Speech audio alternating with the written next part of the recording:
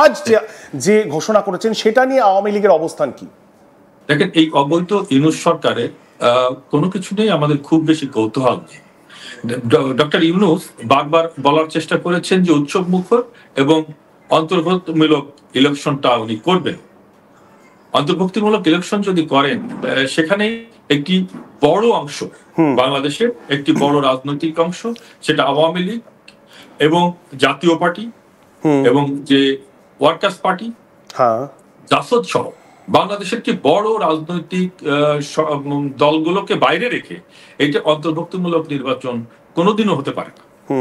আর যে গণভোটের কথা বলেছেন, এই গণভোটের বিষয়টি নিয়ে কিন্তু বাংলাদেশের মানুষের একটি তিক্ত অভিজ্ঞতা আছে। এখানে ভোট লাগে না, নিজেদের মতো করে ডিক্লারেশন দেয় যে এত পার্সেন্ট মানুষ হ্যাঁ বলেছেন।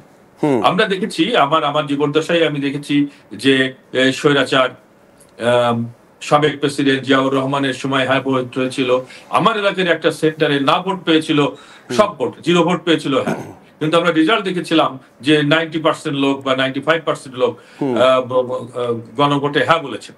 সুতরাং এইটা কোন নির্বাচন না, এগুলো ফেক।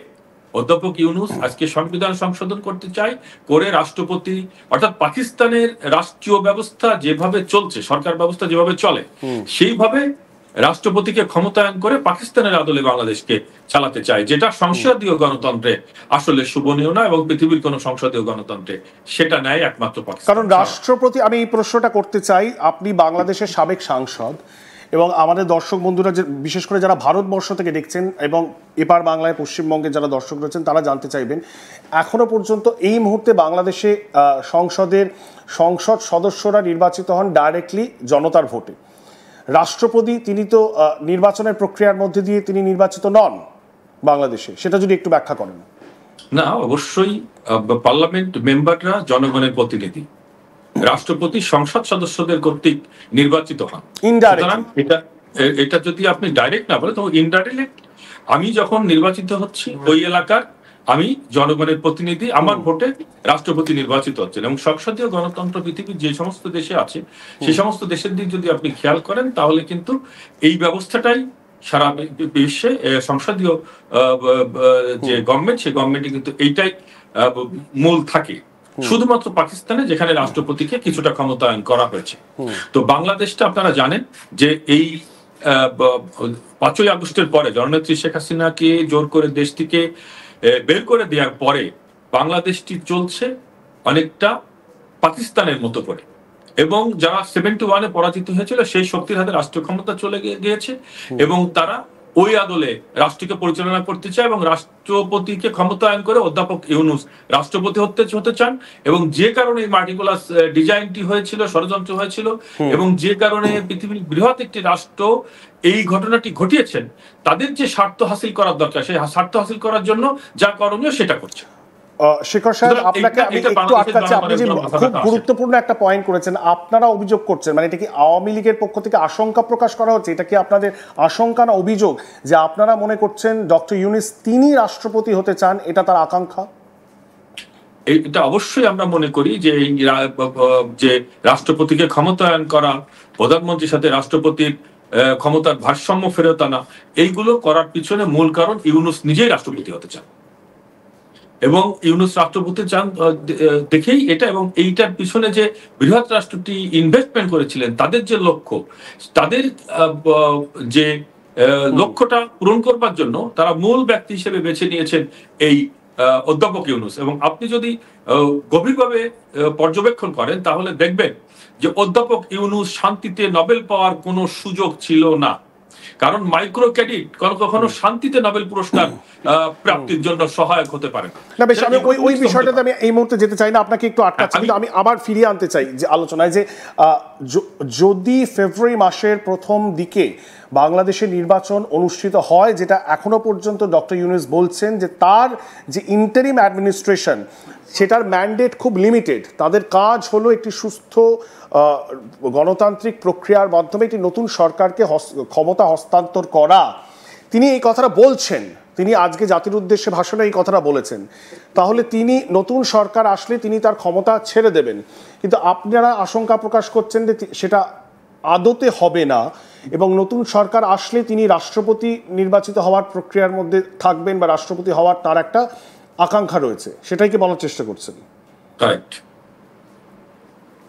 আমি যেটা মনে করি যে আওয়ামী লীগকে বাইরে রেখে, জাতীয় পার্টিকে বাইরে রেখে, ওয়ার্কার্স পার্টিকে বাইরে রেখে, জাসদকে বাইরে রেখে বা আরো যে সমস্ত রাজনৈতিক নিবন্ধিত রাজনৈতিক দলের অধিকাংশ রাজনৈতিক দলকে বাইরে রেখে কোনোদিনও এটা অন্তর্ভুক্তিমূলক ইলেকশন হতে পারে না।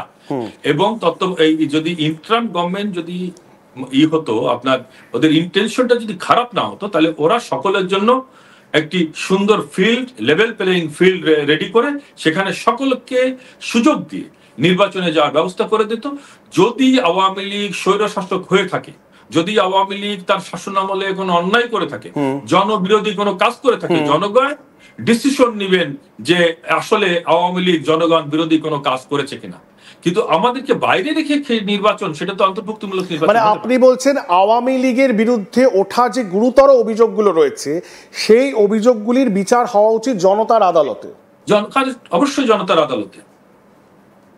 কারণ আপনার নেত্রীর বিরুদ্ধে, শেখ হাসিনার বিরুদ্ধে এই মুহূর্তে গুরুতর অভিযোগ রয়েছে, ওয়ার ক্রাইমের অভিযোগ রয়েছে এবং তার বিরুদ্ধে গণহত্যার অভিযোগ রয়েছে, যেইগুলি ইন্টারন্যাশনাল ক্রাইমস ট্রাইব্যুনাল তারা এই মুহূর্তে সেইগুলো তদন্তটি করছে এবং সোমবার দিন তার ভার্ডিক্ট ঘোষণা করা হবে, আগামী সোমবার। এই আদালতের কোনো বৈধতা নেই। এই ট্রাইব্যুনালটি গঠন করা হয়েছিল 1971-এ, যারা বাংলাদেশের বিরুদ্ধে যুদ্ধ করেছিল, যুদ্ধ অপরাধী যারা, তাদের বিচার করার জন্য। সেই আদালতে জননেত্রী শেখ হাসিনার বিচার হতে পারে না, বা আওয়ামী লীগের এই সময়কার সংঘটিত কোনো অভিযোগে বিচার করার সুযোগ নাই। এবং আপনাকে আমি যেটা বলতে চাই সেটা হচ্ছে গিয়ে আপনার আপনার অধ্যাপক ইউনূস জাতিসংঘে দাঁড়িয়ে তিনি বলেছেন যে মাল্টিকুলাস ডিজাইনের মাধ্যমে এই সরকারের পতন ঘটানো হয়েছে। তার একাধিক সমন্বয়করা বলেছেন যে যদি ছাত্র হত্যা না করা হতো, যদি জাতীয় স্থাপনা, গুরুত্বপূর্ণ স্থাপনাগুলো ধ্বংস করা না হতো, তাহলে এই সরকারের পতন ঘটানো যেত না। এবং অধ্যাপক ইউনূসের উপদেষ্টা মণ্ডলীর যিনি প্রথম স্বরাষ্ট্র উপদেষ্টা ছিলেন, তিনি বলেছেন যে বেশিরভাগ হত্যাকাণ্ড ঘটেছিল 7.62 আর্মস ওপেন যেটা ব্যবহার করা হয়েছে, এবং বাংলাদেশের কোন আইন শৃঙ্খলা বাহিনী 7.62 ব্যবহার করে না। এই কথা বলার পরে তাকে স্বরাষ্ট্র উপদেষ্টা থেকে সরিয়ে দেওয়া হলো। এবং এরপরও কিছুদিন আগে অবসরপ্রাপ্ত সামরিক কর্মকর্তাদের একটি অনুষ্ঠানেও আজকের শ্রম কল্যাণ যিনি উপদেষ্টা ইউনূসের, সেই উপদেষ্টা কিন্তু আবারও বলেছেন যে 7.62 ওপেন অ্যারেস্ট ব্যবহার করা হয়েছে এবং স্নাইপার শুটের মাধ্যমে হত্যা করা হয়েছে।